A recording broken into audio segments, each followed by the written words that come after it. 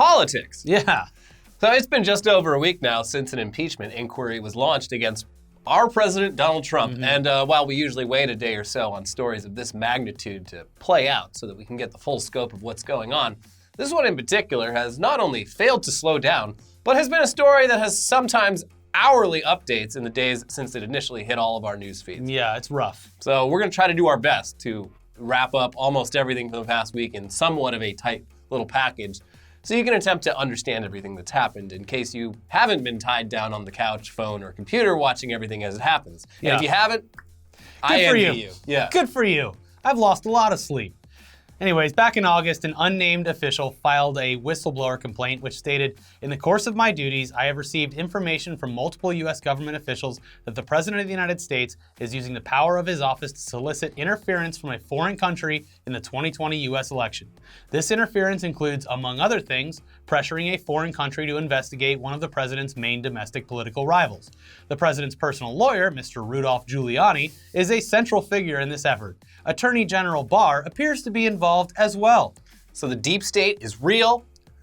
They're coming after our president. There's like 5 deep states now. So many deep states. There's a deep state inside the deep state. How can I hold them all? So the complaint went on to focus specifically on a phone call between former reality TV star and current United States President Donald Trump and former comedic TV star and current Ukrainian President Volodymyr Zelensky. Yeah, that's a fun sentence. It's like it's spelled in a way where you have to do like a Russian accent to do it, which is cool. Anyway, in that phone call, it was alleged that Trump, quote, sought to pressure the Ukrainian leader to take actions to help the president's 2020 re-election bid, namely in the form of launching an investigation into the activities of former vice president and current 2020 candidate and frontrunner for some reason, Joe Biden, and his son, Hunter, who is such a character. Yeah. But the goal was apparently to gather information tying Hunter's business dealings with Ukraine directly to Joe Biden's demands that the government of Ukraine fire one of their top prosecutors at the time. So to delve into that briefly, and we keep saying briefly and none of this video is not brief. Sorry. Not brief. It's been widely confirmed from numerous outlets, countries, and Ukraine's own Anti-Corruption Action Center that the pressure to oust Viktor Shokin was related to Shokin not going hard enough on corruption within his country.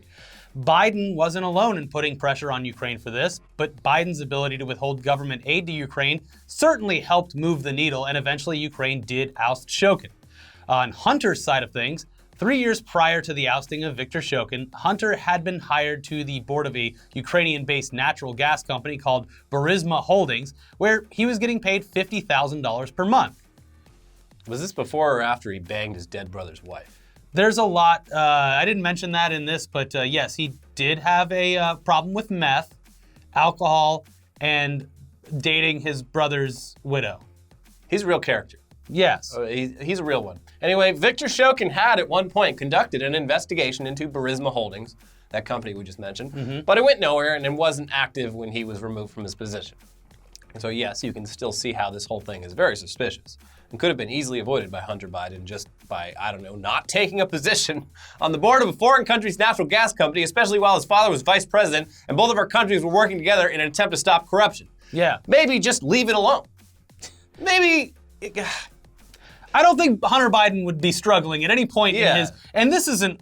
We say Joe Biden's son, when you think about people's son, it's like, oh, what is he? 15, 25? No, he's like 45, he's 50 an years older old. man, yes. Yeah. So But yeah, the best way to avoid accusations of impropriety are to just not do them. Not do it Yeah. in the first place. Not even put yourself in that position. But back to the whistleblower complaint. After being filed, it was reviewed in late August by the Inspector General for National Intelligence, who deemed it credible.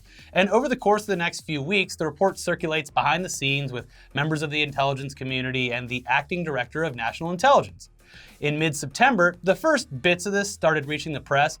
Shortly after that, but still days before an official impeachment inquiry was launched, both Giuliani and Trump basically just admitted that they had spoken to Ukraine regarding Joe Biden. Yeah, we did it. At this point, I didn't do it, but yes, I did do it. Yeah, that's the quote, which you'll see in a second. At this point, Trump basically admitted that Joe Biden's name had come up, but Giuliani went so far as to confirm that he did ask them to investigate him. Here's a clip from an interview with Giuliani 5 days before the impeachment inquiry was launched. Did you ask the Ukraine to investigate Joe Biden? No. You did ask Ukraine to look into Joe Biden. Of course I did. You just said you didn't. So there you have it. That's our nation's top legal minds. The president's personal lawyer. Working on a different level. Obviously, it's 5D chess. And he's got that jitterbug-sized phone with all the text on it. All of the power that would normally go to his eyeballs, helping him read normal-sized text, is going to his big legal brain. Yeah, Jitterbug needs to stop making actual phones and just make apps for other phones, like in this case, that just make all the font larger. Yeah. Anyway, on September 24th, the official impeachment inquiry was launched, and all hell broke loose. Yeah. The accusation here is that Trump violated the Constitution by soliciting help from a foreign government to damage his political opponent, which at this point, his personal lawyer had already admitted to doing. Yeah. All right, wrap it up. Except no. A day later, on the 25th, the White House went ahead and released their summary of one of the phone calls between President Trump and the president of Ukraine. But before that, they accidentally and very embarrassingly sent out all of their approved talking points that was meant for members of the GOP to use to defend the president once the summary was released. It was like, hey, if reporters talk to you, here's a handy study guide. Yeah, we're about to release this summary, so here's a bunch of talking points that we've crafted meticulously so that you can answer any and all questions in a way that we have approved. Which is, I mean, and sent. Yeah, I assume this is something that happens, a lot in all political parties. But they sent it to the Democrats. Sent it to every Democrat in Congress. So, who they all immediately posted it on their personal Twitter accounts. Of course. Yeah, so big oopsie.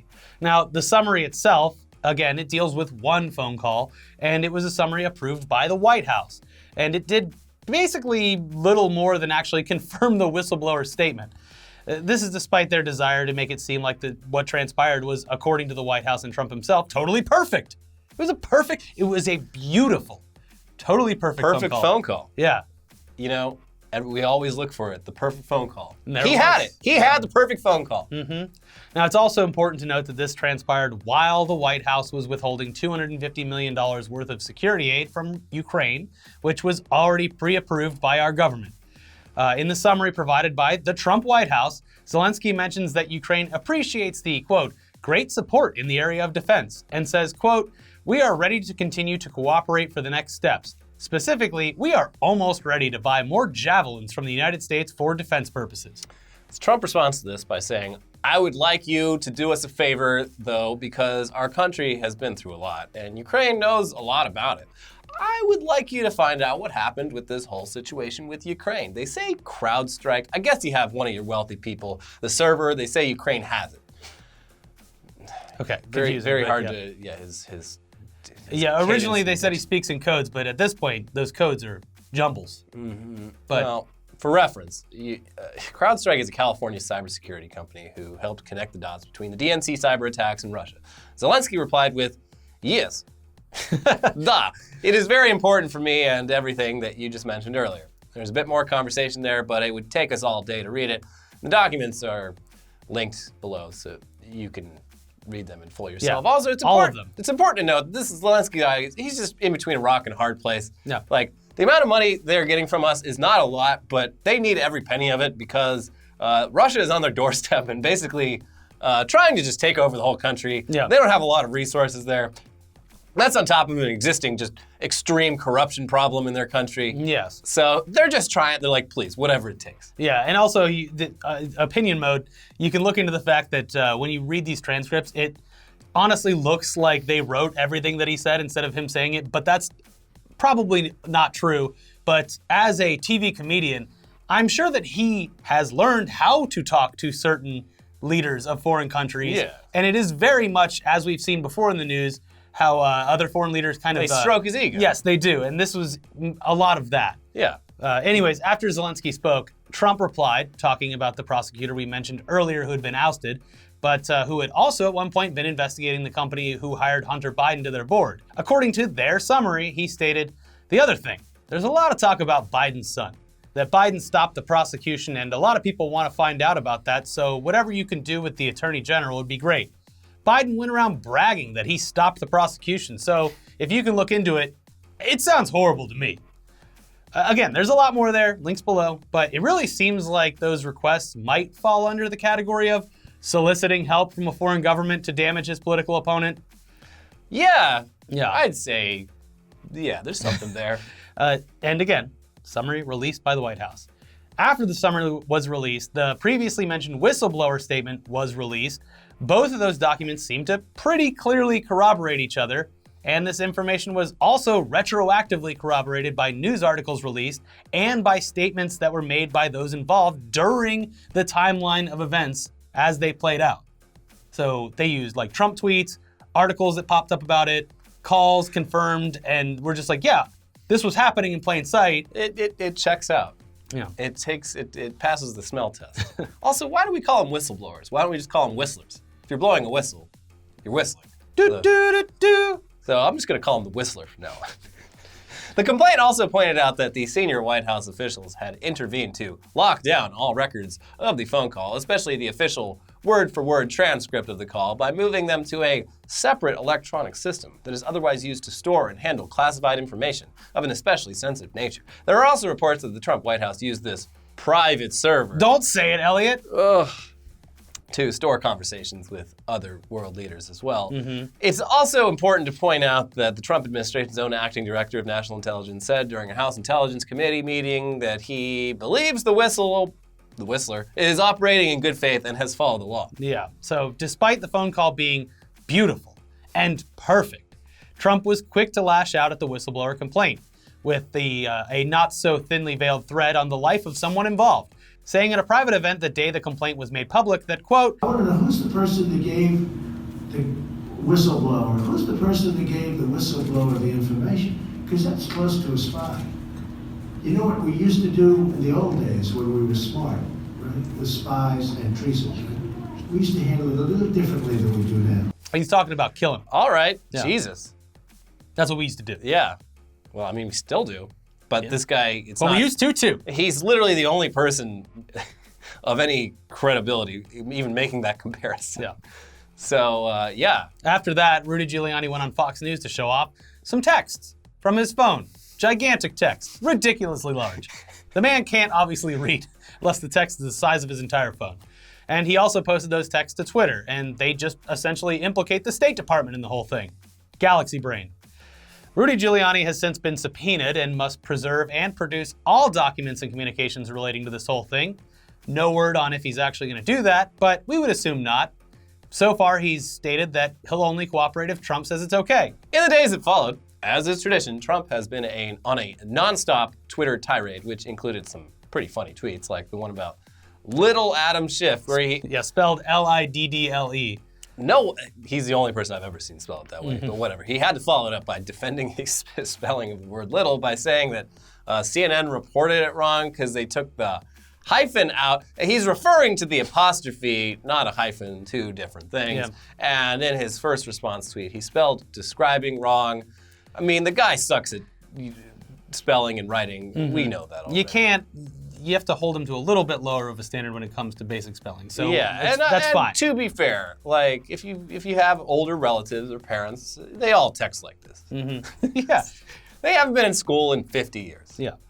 Anyway, there was one where he'd accidentally retweeted a bot account that replaced terms and tweets about Trump with ones that are shark related because, as we reported before long ago during the whole Stormy Daniels thing, he hates sharks. Yes, he does. The retweet in question stated, "A Sunday morning, amen, Mark Levin. Preach, brother. You shut down Ed Henry and the pro-shark media with the facts." The damn pro-shark media. Amongst the dozens upon dozens of other tweets were ones that weren't so fun, like one where Trump quoted Pastor Robert Jeffries, who stated that, quote, "If the Democrats are successful in removing the president from office, which they will never be, it will cause a civil war-like fracture in this nation from which our country will never heal." Yeah.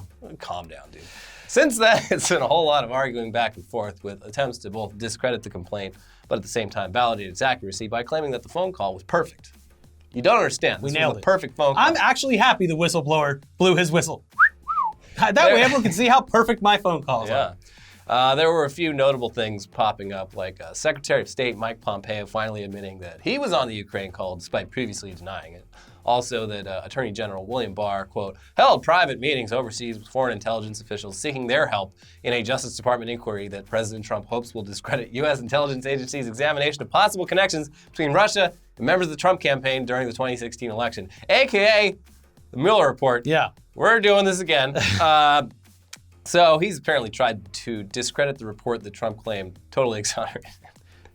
The Mueller report is great. I love it. Totally exonerated. Obviously, I'm totally exonerated. But We need to get to the bottom of this. yeah, we need to crush this. Yeah. So that leads into the story that Trump had tried to pressure the Australian Prime Minister, who I don't even know his name. There's been about 8 of them over the last 3 years. Whoever you got in charge over there, I need their help. Trump tried to pressure that guy to work with Attorney General Barr to investigate the Russia probe. And that's all like less than a week. Yeah, so that's like less than a week. Stay with us, though, because as we bring this timeline to a close, even though it's open-ended, it's just when we film this, it somehow gets even dumber. Okay, this week kicked off with efforts where Trump was claiming that he wants to uncover the identity of the whistleblower, while during the same clip basically admitting once again that he did urge Ukraine to investigate corruption on the other side and corruption having to do with the 2016 election against us. So maybe Trump himself was the whistleblower. Damn. It was a perfect phone call. I mean, that would make him smart. Nobody makes calls like him. Luckily, the actual whistleblower has since been put under federal protection. By the deep state. Probably, because of the threat of violence. I mean, there like literally is a deep state. It's like, people, lifetime people with jobs at government agencies who, care. They sometimes take oaths, but they care about their jobs. And if they see something against the rules, they may blow the whistle on it. Yes. It's not that complicated or that sinister. Mm-hmm. Anyways, the tweets, they've also continued this week, including some that claim the impeachment probe is a coup. And that's after news broke that 2 members of his administration have agreed to testify to Congress's investigations. Coup is doing a lot of work in that sense. Also earlier this week, a report from the Times of London stated that Trump had also contacted Boris Johnson to ask for help as he tried to discredit the Mueller investigation. And again, we must say that that's the investigation that he says completely exonerated him. And the Anglosphere is just not looking good. So that brings us to Thursday of this week, which is when we wrote and filmed this episode. So please understand that we're very sorry if we missed some late breaking news or something popped up on the day that you're actually watching this, which is probably Friday. It's obviously extremely hard to follow all this because so much keeps happening. Yeah, news is hard. Part of the reason so much keeps happening, though, is it kind of appears that there's a plan from Trump himself to just normalize all of this by being so out in the open about it and just admitting that he did what people are accusing him of, and then doubling down. Yeah, I mean, you could call it a plan. I don't know. I think this is just how his brain works. Mm-hmm. And, when you're rich, they let you do it. Yeah. On Thursday, while answering questions from the press on the South Lawn of the White House, President Trump not only doubled down on Ukraine looking into the Bidens, but asked China to do the same. China, if you're listening, hello, ding ding. Just fuck it. Yeah, look into the Bidens. Yeah, I asked, and I'm asking again. Wait, those are the people we're having a trade war with, right? Well, we can make that trade war go away.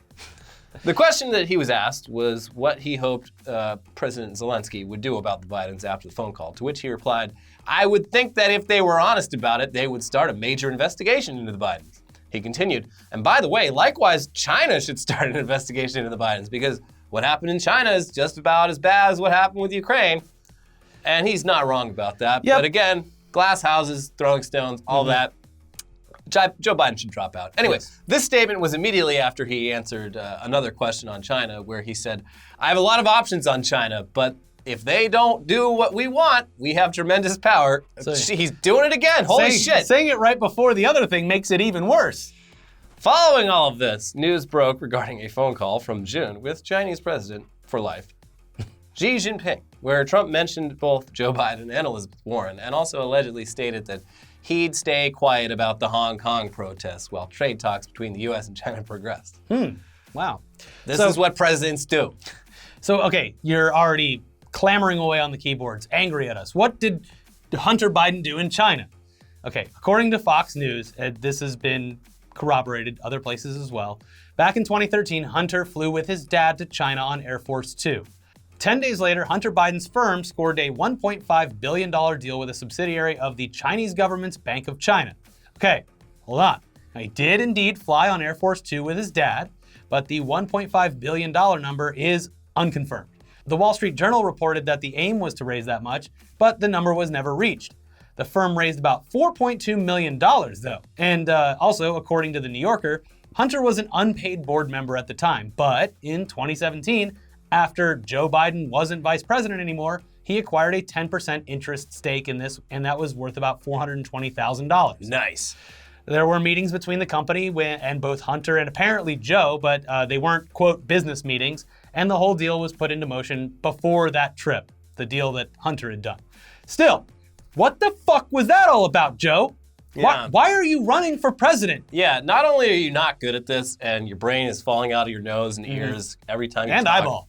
This is pretty sketchy. I have to say. Yes. That, I mean, obviously Trump has no leg to stand on calling anyone else out for doing shit like this when his idiot children, his failed children, are Currently up to doing the this. exact same sort of Yeah. shit. But Joe, come on. What are you doing? Come on, man. You got all this money. You got your wife. You got your son, Hunter. Go retire. Have a great life. And we do know that it's just his son. It's not him, but it is hard to reconcile with the fact that, in theory, this deal, even though it didn't happen right then, and the Ukraine one, both could have been seen as seeking influence regardless. Because Yeah. I mean, this is the kind of quid pro quo that probably happens a lot, everywhere, with governments all over the world. But it's not good. it's bad. I don't like it. I would prefer if these sorts of things were not done. Yeah, there's just so much going on right now. It's hard to compartmentalize all of it. And no, we're not giving, as you could probably tell by the last couple of minutes, we're not giving Biden a free pass here. No, he should drop out. If you've watched our show before, you are already pretty aware of what we think about him. He's a terrible candidate for the Democratic Party. And despite Trump calling on other countries to dig up dirt on his opponents, the stories are now out there about his son Hunter. Regardless of what happens to Trump over the next couple of days, weeks, and months, Joe Biden will have to constantly explain all of this during the debates and deal with it in the press. Every time someone asks, he's gonna grab their hands and their shoulders and breathe on their fucking neck. Yeah. It's gonna be awful. He already hasn't had a very smooth campaign without all this drama thanks to his numerous gaffes, and it doesn't look like it's going to get any better. Come on, Joe. Drop out. Come on. Oh, and somewhere in all of this recent stuff, Trump posted a video using the Nickelback song Photograph, a great meme song. And, respect to Nickelback because that tweet, Twitter removed the media. Yeah. Because there was a copyright claim from the band Nickelback. They're up in Canada. They're like, leave us the fuck out of this, please. We got our own blackface thing going on up here. Yeah, Justin Trudeau, he 3 or 4 times. The man can't keep the brown face off. How do we even know Justin Trudeau is actually white? Yeah. He might be black, and he put us on whiteface every day. We don't know. Starting to look that way. No one does blackface this many times. Yeah. Anyway, there's probably more stuff coming out as we're editing this. Trump only sleeps 2 hours a night. Yeah. That's probably the source of a lot of his problems. Yeah. And yes, there's more wacky politics coming soon from us.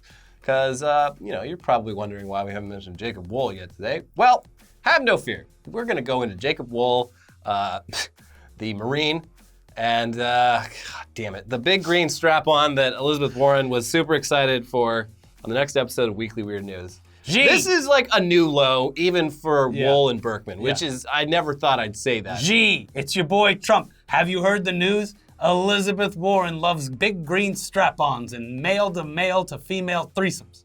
And the funny thing is, a lot of people are like, this story's bullshit, but if it were true, Yeah. that'd be fucking awesome. Good for her. Yeah. In the meantime, if you want to hear us talk more shit about all of this, we have an exclusive podcast over on our Patreon. Head to our Patreon page. The link is in the description below, or become a member on YouTube. Just go to the Patreon and look at the posts, and you can listen to our entire new exclusive podcast where I get Elliot drunk on Greek liquor and we talk shit about stuff. It's good. It's good. Also, in the meantime, check out a brand new episode of Tech News Day where self-driving cars still not there yet. Not quite there. Not Still working out the kinks. in a very public way. I love it, though. Yeah. Keep the updates coming, Elon. All right, we'll see you guys very soon for the Wall story on Weekly Weird News and more. Bye-bye. Bye.